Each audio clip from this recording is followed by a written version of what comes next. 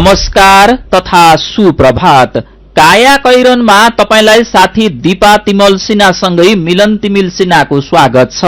काया कैरन उज्यालो रेडियो नेटवर्कसँगै उज्यालो अनलाइन र मोबाइल एप्लिकेशनबाट एक साथ प्रसारण भइरहेको छ।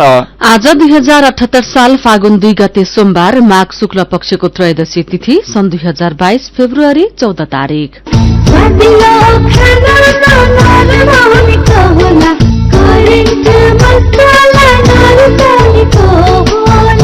काया कैरनको साथमा करेन्ट मसला र करेन्ट चिया, स्वादको झट्का।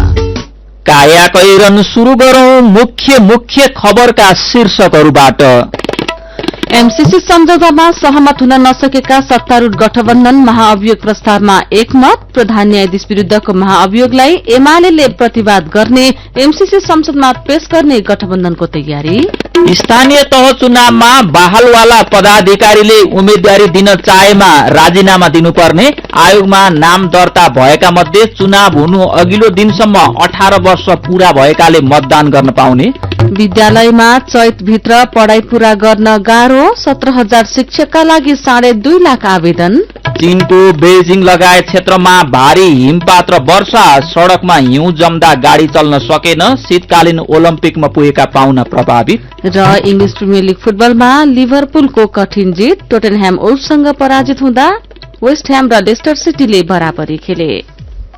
युनाइटेड टेक्निकल कलेज भरतपुर चितवनको नयाँ भर्ना सम्बन्धी सूचना। पोखरा विश्वविद्यालयबाट सम्बन्धन प्राप्त ISO 9001-2015 सर्टिफाइड दक्ष तथा अनुभवी प्राध्यापकद्वारा अध्यापन गराइने, हरेक वर्ष सर्वोत्कृष्ट नतिजा ल्याउन सफल स्नातकोत्तर तह समेत अध्यापन हुने विशुद्ध engineering college united technical college चितवनमा BE सिभिल, कम्प्युटर र इलेक्ट्रिकल एन्ड इलेक्ट्रोनिक्स विषयमा नयाँ भर्ना खुलेको जानकारी गराइन्छ। सम्पर्क फोन 056 593 931, मोबाइल 98 550 50 859, 98 550 50 860।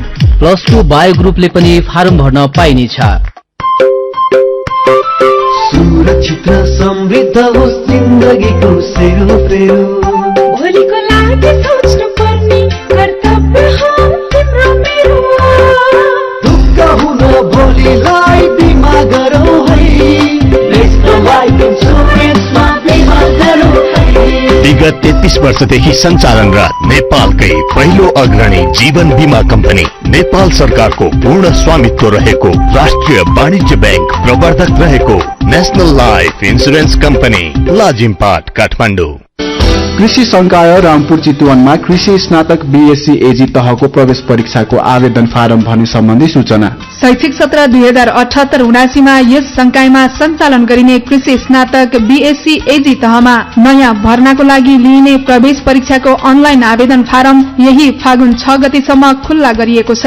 आवश्यक सम्पूर्ण जानकारीको लागि यस विश्वविद्यालयको वेबसाइट www.afu.edu.np/admission मा हेर्न सकिनेछ।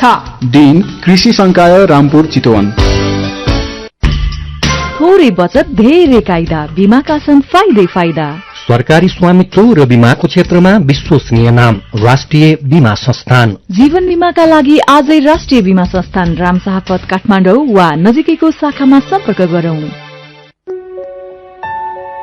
सम्बन्धको विकास त्यति बेला सम्भव हुन्छ जब हरेक आफ्नो र आफन्तहरूसँग निर्धक्क अनि खुलेर कुरा हुन्छ, चाहे त्यस्तो कुरा व्यक्तिगत होस् या व्यावसायिक हो। नेपाल टेलिकमको सर्र चल्ने वाइफाई, खर्र जाने बल्क SMS, हुर चल्ने 4G इन्टरनेट, सलल जोडिने ती CUG नेटवर्क अनि आहा कति रमाइलो NTTV। बाँकी त सब मनको कुरा न हो। नेपाल टेलिकम, राष्ट्रको सञ्चार। काया कैरनमा अब खबरको सिलसिला। कांग्रेस, माओवादी केन्द्र र एकीकृत समाजवादीले न्यायपालिकाको स्वतन्त्रता, गरिमा, विश्वसनीयता र स्वच्छतालाई कायम राख्ने गरी निकासका लागि पटक पटक गरिएको आग्रह नसुनेको भन्दै प्रधान न्यायाधीश चोलेन्द्र शमशेर जबरा विरूद्ध हिजो महाअभियोग प्रस्ताव दर्ता गराएका छन्। सरकार र गठबन्धनका तर्फबाट विधामा बस्न वा राजीनामा गर्न दिइएको प्रस्ताव जबराले अस्वीकार गरेपछि महाअभियोगको अन्तिम कार्ड उनीहरूले अघि बढाएका हुन्। प्रधानमन्त्री देउबा निकट एक नेताले सरकारसँगको बढ्दो असमझदारी र बारम्बारको अटेरी महाअभियोग लगाउने प्रमुख कारक बनेको बताएका छन्। एमालेसँग जबराको साठगाँठ बढेको संकेत देखिएको गठबन्धनका नेताहरूको भनाइ छ। एक हप्ता अघि एमाले निकट पूर्व महान्यायाधिवक्ता रमेश बडालले एमाले कारबाही गरेका एकीकृत समाजवादीका 14 सांसदको मुद्दामा अग्राधिकारको माग गर्दै निवेदन दिनुभएको थियो। प्रधान न्यायाधीश जबराले हिजो त्यो मुद्दाको पेशी तोक्नु भएको थियो, तर विपक्षीका तर्फबाट अधिवक्ता श्रीकृष्ण सुवेदीको माग अनुसार पेशी स्थगित भएको छ। बडालले मुद्दा प्रभावित गर्न सेटिङमा महाअभियोग प्रस्ताव दर्ता गरिएको बताउनुभयो। एमसीसीका कारण तनावपूर्ण बनेको सत्ता गठबन्धन दलको सम्बन्ध महाअभियोग प्रस्तावपछि मत्थर हुने सम्भावना छ। संसदका अधिकारी र सभामुख अग्नि सापकोटा निकट नेताहरूले कानूनी व्यवस्था अनुसार महाअभियोग प्रस्ताव अगाडि बढ्ने बताएका छन्। प्रतिनिधि सभामा दर्ता भएको महाअभियोग प्रस्ताव प्रतिनिधि सभा नियमावली 2075 ले गरेको व्यवस्था अनुसार अगाडि बढ्ने संसद सचिवालयले जनाएको छ। महाअभियोग प्रस्ताव दर्ता भएको मितिले 7 दिनपछि कुनै बैठकमा छलफल हुने गरी सभामुखले दिन र समय तोक्ने व्यवस्था छ। बैठकमा प्रस्तावक सदस्यले महाअभियोगको प्रस्ताव बैठकमा प्रस्तुत गर्नेछन्। उनीहरूले प्रस्ताव दर्ता गर्नु विषयबारे वक्तव्य पनि दिन सक्ने व्यवस्था छ।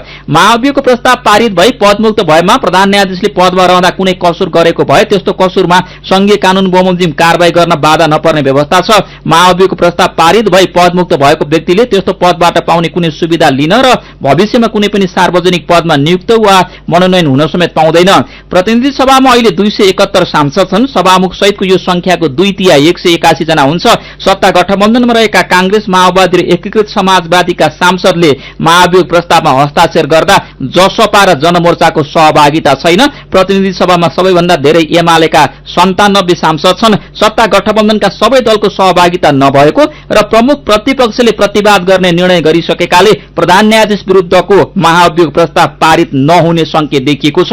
यसैबीच प्रमुख प्रतिपक्ष एमाले प्रधान न्यायाधीश चोलेन्द्र शमशेर जबरा विरुद्ध सत्तारूढ गठबन्धनले ल्याएको महाअभियोग प्रस्तावको सशक्त प्रतिवाद गर्ने बताए पनि ठोस निर्णय भने आज गर्ने बताएको छ। पार्टी अध्यक्ष केपी शर्मा ओलीको निवास बालकोटमा हिजो बेलुकी बसेको सचिवालय बैठकले राजनीतिक, कानूनी वा संसदीय प्रक्रियाबाट कसरी प्रतिवाद गर्ने भन्ने विषयमा कुनै निष्कर्ष निकालेको छैन। वरिष्ठ उपाध्यक्ष ईश्वर पोखरेलले प्रतिवादको प्रकृतिका विषयमा आज संसदीय दल बैठकमा छलफल हुने बताउनुभयो।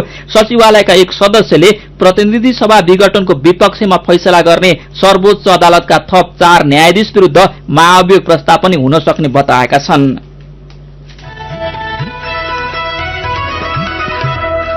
सरकारले आगामी बुधबार एमसीसी सम्झौता अनुमोदन प्रक्रिया अघि बढ़ाउने तयारी गरेको छ। प्रधानमन्त्री शेरबहादुर देउवाले एमसीसी सम्झौता अबको संसद बैठकमा प्रस्तुत गर्ने अडान राखेपछि माओवादी केन्द्रका अध्यक्ष पुष्पकमल दाहाल प्रचण्ड र एकीकृत समाजवादीका नेता माधव कुमार नेपाल पनि तयार हुनुभएको हो।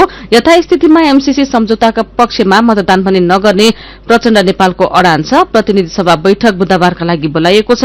प्रधानमन्त्री देउवाले जसरी पनि टेबल गर्ने अडान राखेपछि प्रचण्ड र नेपालले गठबन्धन नभत्किने र एमसीसी सम्झौतालाई संसदमा छलफलका लागि अघि बढ़ाउन अवरोध पनि नगर्नेमा सकारात्मक बन्नु भएको हो। सभामुख अग्निप्रसाद सापकोटाले आज सर्वदलीय बैठकमा एमसीसी सम्झौता र अवरुद्ध संसदका विषयमा खुल्ला छलफल चलाउने तयारी गर्नुभएको छ। अनुमोदन गर्ने क्रममा माओवादी र एकीकृत समाजवादी अनुपस्थित भइदिने सम्भावना छ। उनीहरू अनुपस्थित भए उपस्थित सांसदको बहुमतबाट सम्झौता अनुमोदन गर्न सकिने विश्वास प्रधानमन्त्री देउवाको छ।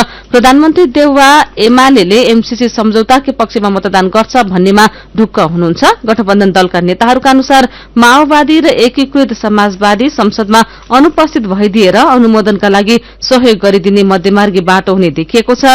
माओवादीमा एमसीसी सम्झौता टेबल भइसकेपछि संसद बहिष्कार गर्ने, सरकार छोड्ने वा संसद अवरुद्ध गर्ने विकल्पमा छलफल चलेको एक नेताले बताएका छन्। निर्वाचन आयोगले वैशाख 30 गते हुने स्थानीय तह चुनावमा बहालवादा पदाधिकारीले उम्मेद्वारी दिन चाहेमा राजीनामा दिनुपर्ने प्रावधान अघि सारेको छ। आयोगले तयार गरेको आचार संहिताको मस्यौदामा स्थानीय तहबाट पारिश्रमिक र सुविधा लिइरहेको व्यक्तिले पदबाट राजीनामा दिएपछि मात्रै उम्मेद्वार बन्न सकिने व्यवस्था छ। आयोगले आचार संहिताको मस्यौदा दलहरूलाई सुझावका लागि पठाएको थियो। दलहरूले दिएको सुझावका आधारमा आचार संहितालाई भोलिसम्म अन्तिम रूप दिने आयोगको तयारी छ। स्थानीय तह निर्वाचन ऐनमा स्थानीय तहबाट पारिश्रमिक लिने व्यक्ति उम्मेद्वार हुन नपाउने प्रावधान रहेकाले आचार संहितामा यो प्रावधान राख्न लागि आयोगले जनाएको छ। स्थानीय तहका पदाधिकारीले भने यो प्रावधानको विरोध गरेका छन्। दल दर्ता प्रक्रिया सकिएपछि मात्रै आचार संहिता लागू हुने पनि आयोगले जनाएको छ। आयोगले स्थानीय तह निर्वाचन प्रयोजनका लागि आउँदो बिहीबारदेखि दल दर्ता गर्ने भएको छ। यस्तै आयोगले स्थानीय तह चुनावका लागि करिब 1,79,80,00,000 मतदाता हुन सक्ने जनाएको छ। आउँदो वैशाख 29 गतेसम्म 18 वर्ष उमेर पुगेका नेपाली नागरिकले मतदान गर्न पाउने व्यवस्था गरिएको छ। आयोगका अनुसार 2074 को चुनावमा 1,54,27,938 जना मतदाता थिए। 1 वर्ष अघि अर्थात 2077 पुस 5 गतेसम्म 1,62,43,110 जना मतदाता थिए। आयोगमा नाम दर्ता भएका मध्ये चुनाव हुनु अघिल्लो दिनसम्म 18 वर्ष पूरा हुनेलाई पनि मतदानमा सहभागी गराउन लागि हो। यस्तै आयोगले स्थानीय तह चुनावलाई सुव्यवस्थित ढंगले सञ्चालन गर्न आन्तरिक मार्गचित्र तयार पारेको छ। यही मार्गचित्रका आधारमा आयोगले मतदाताको अन्तिम नामावली तयारी गर्नेदेखि मतगणनासम्मको फरक फरक कार्यतालिका तयार गरेर निर्वाचन समग्र प्रक्रियालाई अगाडि बढाउने भएको छ। कायाकैरनमा रिपोर्टसँगै खबरको सिलसिला बाँकी नै छ, सुन्दै गर्नुहोला। अब पूरा समाचार सुन्नुहोस्। एक 15 वर्षीय बालिकालाई बलात्कार गरेको आरोपमा प्रहरीले आरोपित 25 वर्षीय युवालाई पक्राउ गरेको छ। होइन, आजकल के भएको होला हाम्रो देशमा? बालबालिका विरुद्धको हिंसा र दुर्व्यवहार भएको घटना त दैनिक जस्तो पढ्न र सुन्न परेको छ। हो भन्या, हेर न, हाम्रो विद्यालयमा पनि एकजना साथीमाथि यस्तै घटना घटेको थियो। उनी त विद्यालय नै आउन छाडिन्। होइन, हाम्रो देशमा बालबालिका विरुद्ध हुने कुनै पनि हिंसा र दुर्व्यवहारका घटना सुनाउने र सुन्ने कुनै निकाय छैन भने। छ नि, किन नहुनु? बाल हेल्पलाइनको निशुल्क टेलिफोन नम्बर 1098 छँदैछ नि। त्यहाँ फोन गर्दा पैसा पनि लाग्दैन अनि आफ्नो समस्या निर्धक्कसँग भन्न पनि पाइन्छ र समस्याको उचित समाधान पनि हुन्छ। बालबालिकामाथि कुनै पनि किसिमको दुर्व्यवहार, शोषण, हेला, कुटपिट लगायतका कार्यहरू भएमा तत्काल उद्धार, संरक्षण, मनोसामाजिक परामर्श, स्वास्थ्य उपचार तथा कानूनी सहयोगको लागि जो कोहीले पनि पैसा नलाग्ने फोन नम्बर 1098 मा फोन गरेर जानकारी गराऊ। बाल संरक्षण कार्यमा सहकार्य गरौं। नेपाल सरकार, महिला बालबालिका तथा ज्येष्ठ नागरिक मन्त्रालय, राष्ट्रिय बाल अधिकार परिषदद्वारा बालहितमा जारी सन्देश।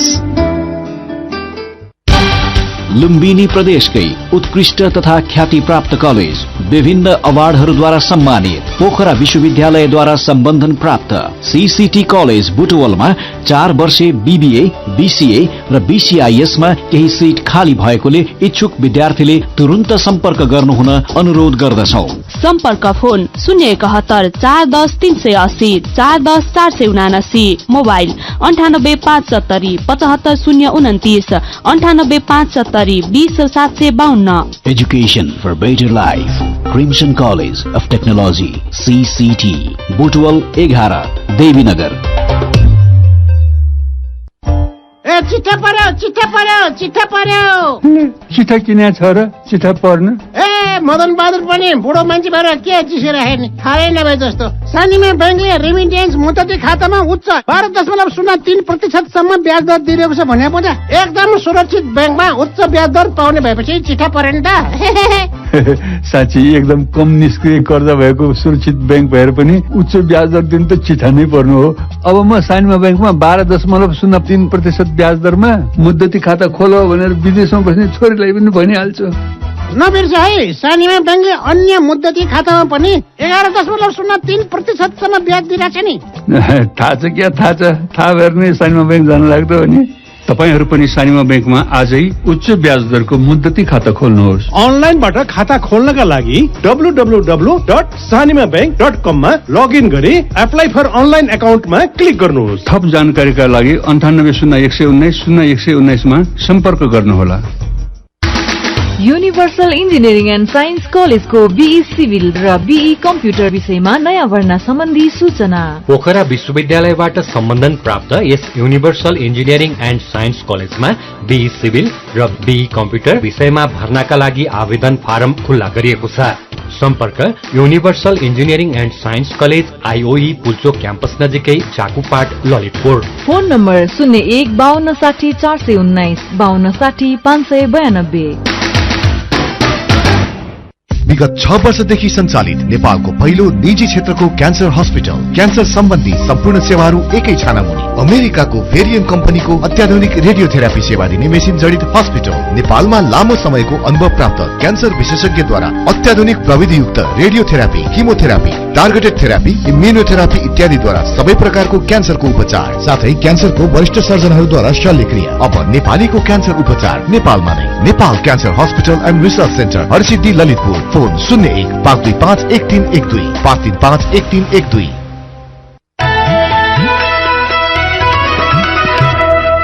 उज्यालो रेडियो नेटवर्कसँगै उज्यालो अनलाइन र मोबाइल एप्लिकेशनमा प्रसारण भइरहेको काया कैरनमा तपाईलाई फेरि स्वागत छ। यतिन्जेल हामीले एमसीसी सम्झौतामा सहमत हुन नसकेका सत्तारूढ गठबन्धन महाअभियोग प्रस्तावमा एकमत, प्रधान न्यायाधीश विरुद्धको महाअभियोगलाई एमाले प्रतिवाद गर्ने, एमसीसी संसदमा पेश गर्ने गठबन्धनको तयारी, स्थानीय तह चुनावमा बहालवाला पदाधिकारीले उम्मेदवारी दिन चाहेमा राजीनामा दिनुपर्ने, आयोगमा नाम दर्ता भएका मध्ये चुनाव हुनु अघिल्लो दिनसम्म 18 वर्ष पूरा भएकाले मतदान गर्न पाउने लगायतका खबर प्रस्तुत गर्यौं। अब बाँकी खबर। कोभिड विरूद्धको खोप विद्यार्थीले पनि लगाउने व्यवस्था गरेपछि सरकारले भौतिक कक्षा सञ्चालन अनुमति दिएसँगै हिजोदेखि देशभर विद्यालय खुलेका छन्। तर भौतिक कक्षा हुन नसक्दा चलाइएका अनलाइन कक्षामा विद्यार्थी उपस्थित कम भएकाले अब कोर्स सक्न गाह्रो भएको प्रधानाध्यापकहरूले बताएका छन्। काठमाडौँमा हिजो भएको कार्यक्रममा उनीहरूले सहभागिता कम हुँदा चैतभित्र पाठ्यक्रम पूरा गर्न कठिन हुने बताएका हुन्। शिक्षा विज्ञान तथा प्रविधि मन्त्रालयका सहसचिव दीपक शर्माले देशभरिका शिक्षकको सुझाव अनुसार मसान्तसम्म कक्षा सञ्चालन गर्न निर्देशन दिएको जानकारी दिनुभयो। मन्त्रालयको नियमित तालिका अनुसार वैशाख महिनामा नयाँ सत्र शुरू भई चैतमा एसई लगायत वार्षिक परीक्षा सम्पन्न गर्ने भन्ने रहेको छ। चालू सत्रमा जसरी पनि पाठ्यक्रम अनुसार पठन पाठन पूरा गर्न स्थानीय सरकार तथा विद्यालयका प्रधानाध्यापक र शिक्षकलाई सूचित गरिएको प्रवक्ता शर्माले बताउनुभयो। आउँदो सत्रमा साविक तालिकालाई लागू गर्ने समेत उहाँले बताउनु भएको छ। यसैबीच शिक्षा सेवा आयोगले आगामी चैत महिनामा सञ्चालन गर्ने खुला पदपूर्तिको परीक्षामा सहभागी हुन 2,34,594 जनाले आवेदन दिएका छन्। आयोगले प्राथमिक, निम्न माध्यमिक र माध्यमिक तहमा 17,455 स्थायी शिक्षक नियुक्ति गर्न विज्ञापन खुलाएको छ। त्यसमा प्रतिस्पर्धा गर्न अस्थायी अध्यापन अनुमति पत्र लिएका उम्मेद्वारहरूले दरखास्त दिएका हुन्। आवेदन दिनेमा केही विषयमा अनुमति पत्र प्राप्त नगरेका पनि रहेका छन्। आयोगका अध्यक्ष मधुप्रसाद रेग्मीले परीक्षामा प्रतिस्पर्धा गर्न उत्साहजनक रूपमा दरखास्त परेको जानकारी दिनुभयो। माग संख्याको तुलनामा लोकसेवा आयोगमा भन्दा पनि चर्को प्रतिस्पर्धा हुने देखियो उहाँले भन्नुभएको छ। दरखास्तको रुजु गरेर कार्यतालिका अनुसार चैत महिनामा परीक्षा सञ्चालन गरिने आयोगले जनाएको छ। त्यसका लागि आचार संहिता, प्रश्नपत्र निर्माण लगायत तयारीको काम भइरहेको छ। देशकै व्यस्त विमानस्थल मध्येको एक सोलुखुम्बुको तेन्जिङ हिलारी विमानस्थल लुक्लामा यति बेला त्यति चहल पहल छैन। पर्यटकीय मौसममा दैनिक 100 भन्दा धेरै उडान तथा अवतरण हुने लुक्लामा अहिले दैनिक 2-3 उडान मात्रै हुने गरेको छ भने विमानस्थल क्षेत्र नै सुनसान बनेको छ। थप जानकारी सहित सोलुखुम्बुबाट उज्यालो सहकर्मी सुभाष दर्नालको रिपोर्ट। विभिन्न देशका पर्यटकको मुख्य गन्तव्य मानिने सगरमाथा क्षेत्र सिजनमा भरिभरा हुन्छ। त्यति बेला लुक्ला विमानस्थल निकै व्यस्त हुन्छ। तर चिसो मौसममा पर्यटकको आउजाउ कम हुने भएकाले अहिले विमानस्थल सुनसान रहेको छ। लुक्ला पुगेका एक यात्रु बलबहादुर दर्नाल। टुरिस्टहरूले त्यति छैन, अहिले फेरि अफ सिजन पनि भयो, प्लस अब चिसो पनि भयो। मेन त टुरिस्ट नै हो। टुरिस्ट नै नभइसकेपछि अब फ्लाइटको त झन् अब सुनसान हुने भइहाल्यो नि। पर्यटकको धेरै चाप हुने लुक्लामा पुस लागेसँगै उडान संख्या नै नगण्य मात्रामा हुने गरेको छ। कुम्बुका बासिन्दा चिसो छल्न अन्यन्त्र गएका कारण पनि विमान कम्पनीहरूलाई यात्रुको अभाव हुने गरेको स्थानीय पेम्बानुरु शेर्पाको भनाइ छ। अब चिसोको कारण यहाँ यो बेल्टको मान्छेहरू सबै काठमाडौँ सरिसकेका छ।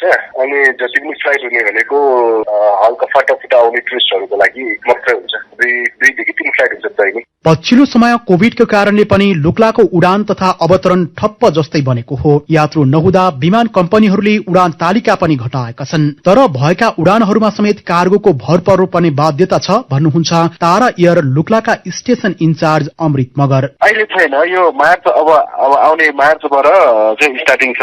सबै फ्लाइटहरूको अब प्यासेन्जरहरू मारामारी भइरहेको छ। अब अहिले चाहिँ त अब हाम्रो सेड्युल चाहिँ दिनमा 2-3 छ कथाको छ। किनभने यो चिसोले पनि हो, अब त्यति छैन नि त प्यासेन्जर छैन यहाँबाट फर्किएर। यात्रु नहुँदा कार्गो बोक्नुपर्ने बाध्यता विमान कम्पनीहरूलाई छ। अहिले लुक्लामा समिट र तारा एयरको एक गरी दैनिक 2 उडान मात्रै हुने गरेको छ। नागरिक उड्डयन प्राधिकरण लुक्लाका निमित्त प्रमुख विक्रम सिंह बस्नेतका अनुसार चिसो शुरू भएसँगै उडान संख्या घटाइएको हो। हाम्रो सिजनमा त हुन्छ हामीले 250 सम्म पनि उडान भएका रेकर्डहरू छन्।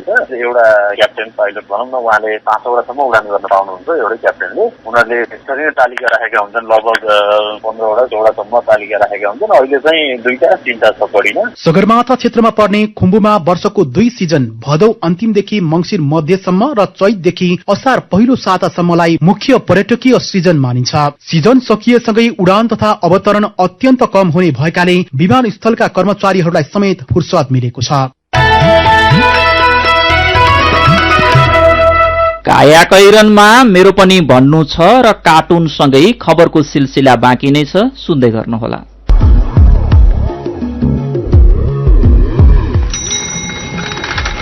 साइकलमा यात्रा गरौं, स्वास्थ्य र पैसा दुवैको बचत गरौं। सार्वजनिक हितका लागि उज्यालोको अनुरोध।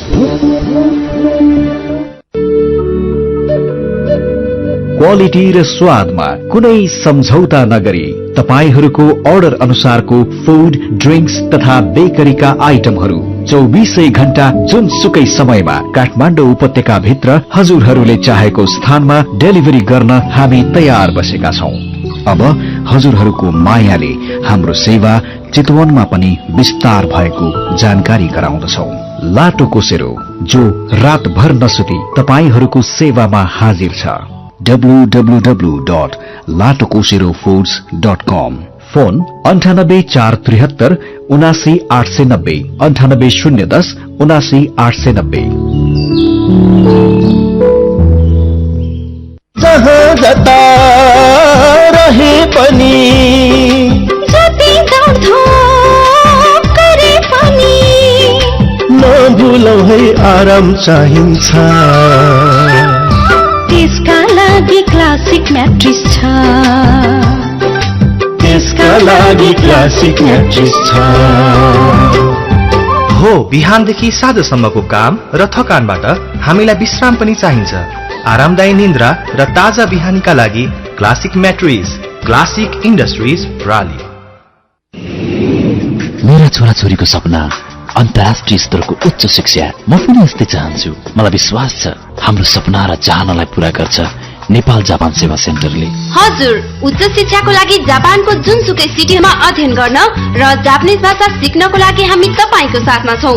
सम्पर्क नेपाल जापान सेवा centre, Nagpokhari, Kathmandu. Phone number 44 28 242 44 28 242। Come once, you will certainly be benefited.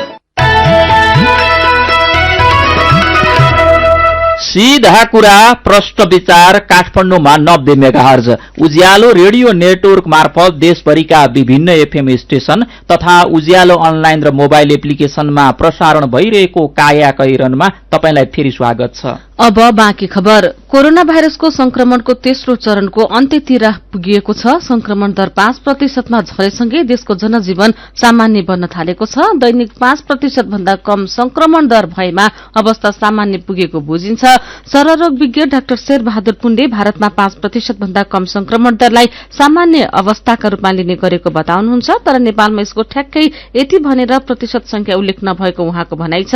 5% संक्रमण दर 2 हप्तासम्म रहेमा अवस्था सामान्य भएको बताउन सकिने उहाँको भनाइ छ। भारतमा जे समस्या देखिन्छ त्यसको केही दिनमा नेपालमा पनि देखिने भएकाले यहाँ पनि त्यही प्रतिशतलाई आधार बनाउन सकिने विषयमा डाक्टरहरू सहमत छन्। यसैबीच नेपालले दान आएका स्वास्थ्य उपकरणकै भरमा कोरोना महामारीको भयावह अवस्था गुजारेको छ। सरकारले आफै समयमा नै अत्यावश्यक उपकरणको जोहो नगर्दा देशले बढ़ी मानवीय क्षति बिहोर्नु परेको छ। हिजोसम्म कोरोनाबाट 11,892 जनाले ज्यान गुमाएका छन्। यीमध्ये कयौंले देशको कमजोर स्वास्थ्य प्रणाली र आवश्यक स्वास्थ्य उपकरणको अभावमा ज्यान गुमाएका छन्। 3 चरणको कोरोना महामारीको अवधिमा सरकारले 905 थान इन्फ्रारेड थर्मोमिटर र 50 थान आईसीयू भेन्टिलेटर मात्रै खरिद गरेको छ। यो अवधिमा 23,073 थान विभिन्न उपकरण दाताहरूबाट प्राप्त गरेको सरकारी तथ्याङ्क छ। मेरो पनि भन्नु छ। प्रधान न्यायाधीश चोलेन्द्र शमशेर जबरामाथि महाअभियोग प्रस्ताव दर्ता भएपछि उहाँ निलम्बनमा पर्नु भएको छ। यसै विषयमा तपाईले नै व्यक्त गर्नुभएको विचार, टिप्पणी र प्रतिक्रियालाई आजको मेरो पनि भन्नु छमा समेटेका छौं। फेसबुकमा कृष्ण सुर्खेती लेख्नुहुन्छ, 50औं वर्षसम्म इमान, सम्मान र ख्याति कमाएकाहरूले राजनीतिको सस्तो लोकप्रियताका कारण महाअभियोगको ट्याग लगाएर विदाई हुँदा साह्रै नमज्जा लाग्यो। रमेश चौलागाई भन्नुहुन्छ, कुनै पनि निर्णय प्रधान न्यायाधीश एक्लैको हुन्न, न्याय सम्पादनमा सहभागी सबै सजायका हकदार हुन्। सन्देश लिम्बुको प्रतिक्रिया छ, राजनैतिक भागवण्डा खोज्ने जो कोही जुनसुकै क्षेत्रका हुन् कसैलाई पनि छाड्नु हुँदैन। छोडियो भने नराम्रो चलन बस्छ, सधैँका लागि निलम्बन गर्नुपर्छ। डोलराज पराजुली लेख्नुहुन्छ, होइन देशको हालत के हुँदैछ, देश कता जाँदैछ, न्याय क्षेत्र समेत किन विकृत बन्दै गएको होला। कृष्ण तिवारी व्यङ्ग्यात्मक शैलीमा लेख्नुहुन्छ, पश्चिमा स्क्रिप्टमा अभिनय गर्ने अभिनेताहरूले फेरि अर्को मुभीमा काम पाएछन्, बधाई छ सेलिब्रेटीहरूलाई। अनि कमन सिंह पाखरिन भन्नुहुन्छ, लोकतन्त्रमा सबैभन्दा बलियो अंग न्यायपालिका भन्थे, तर राजनीतिले सबैभन्दा कमजोर अंग जस्तो गरेर देखाइदियो। विचारका लागि तपाईलाई धन्यवाद। मेरो पनि भन्नु छ। मेरो पनि भन्नु छ प्रस्तुत गर्दै हुनुहुन्थ्यो साथी जानुका दुवाडी। काया कैरनमा अब विदेशको खबर। चीनको बेजिङमा शीतकालीन ओलम्पिक चलिरहेका बेला हिमपात र वर्षा भएको छ। हिमपातका कारण केही ठाउँमा गाड़ी चल्न सकेका छैनन् भने बाक्लो हिउँ जम्दा जनजीवन प्रभावित बनेको छ। भारी हिमपात भएपछि शीतकालीन ओलम्पिकका केही खेल समेत स्थगित गरिएको चीनिया संचार माध्यमले जनाएका छन्। स्थानीय अधिकारीका अनुसार विशेष गरी सन् 2022 को बेजिङ शीतकालीन ओलम्पिकका लागि पुगेका पाहुना तथा आयोजकको सहजीकरणका लागि शहरमा जमेका हिउँ सफा गर्ने काम शुरू गरिएको छ। हिमपातले ओलम्पिकमा सहभागी हुन पुगेका खेलाडी र पाहुना प्रभावित भएका छन्। त्यहाँको मौसम विज्ञान पूर्वानुमान शाखाले बेजिङ सहित सान्सी, हेबई, तियान्जिन, सिजियाङ लगायतका क्षेत्रमा भारी हिमपात भइरहेको जनाएको छ। अब खेल खबर। इंग्लिश प्रिमियर लीग फुटबलमा लिभरपुलले कठिन जित निकालेको छ। गैराती भएको खेलमा रेलिगेशन जोनमा रहेको बर्नलीलाई लिभरपुलले 1-0 गोल अन्तरले पराजित गरेको हो। लिभरपुलका लागि खेलको 40 मिनटमा फाबिन्होले गरेको गोल नै जितका लागि निर्णायक बन्यो। रेलिगेशनबाट बस्न संघर्ष गरिरहेको बर्नलीले धेरै राम्रा गोललाई बचाएको थियो। जितसँगै दोस्रो स्थानमा रहेको लिभरपुलको 54 अंक भएको छ। शीर्ष स्थानमा रहेको म्यान्चेस्टर सिटीको 63 अंक छ। यस्तै गैराती नै भएको खेलमा न्यूक्यासल र वुल्फ्स विजयी भएका छन्। न्यूक्यासलले एस्टन भिल्लालाई 1-0 गोल अन्तरले पराजित गरेको हो भने टोटनह्याम वुल्फ्ससँग 2-0 गोल अन्तरले पराजित भयो। यस्तै अर्को खेलमा चौथो स्थानमा रहेको वेस्ट ह्यामले 11औं स्थानमा रहेको लेस्टर सिटीसँग 2-2 गोलको बराबरी खेलेको छ। काया कैरनमा अब केही खबर संक्षेपमा। फागुन दोस्रो हप्तासम्म जयनगर कुर्था रेल सेवा उद्घाटन गर्ने लक्ष्य सहित हिजोदेखि रेलको ड्राई रन थालिएको छ। रेल सेवा शुरू गर्दा अपनाउनु पर्ने सुरक्षा सतर्कता, भौतिक संरचनाको अवस्था र कर्मचारीलाई जिम्मेवारी बोध गराउन बिना यात्रु रेलको परीक्षण थालिएको नेपाल रेलवे कम्पनीका महाप्रबन्धक निरञ्जन झाले बताउनु भएको छ। सुनवाई बिना 41 वर्ष भारतीय जेलमा बिताएका इलाम माई नगरपालिका 10 लुम्बकका दुर्गा प्रसाद तिमिल सिन्हालाई 8 लाख रुपियाँ क्षतिपूर्ति दिएको छ। कोलकाता उच्च अदालतको आदेश अनुसार उहाँलाई 5 लाख भारु अर्थात 8 लाख नेपाली रुपियाँ क्षतिपूर्ति पश्चिम बंगाल सरकारले उपलब्ध गराएको हो। सरकारले विदेशबाट रेमिट्यान्स पठाउने व्यक्तिलाई नगद प्रोत्साहन तथा सेवा शुल्कमा छूट दिने तयारी गरेको छ। पछिल्ला महिनामा लगातार रेमिट्यान्स घट्न थालेपछि त्यसलाई बढाउन भन्दै सरकारले नगद प्रोत्साहन लगायत अरू सम्भावित विकल्पबारे गृह कार्य थालेको हो। बैंक तथा वित्तीय संस्थाले ब्याजदर बढाएसँगै शेयर बजार ओह्रालो लागेको छ। हिजोदेखि लागू भएको ब्याजदर लागू भएकै दिन शेयर बजार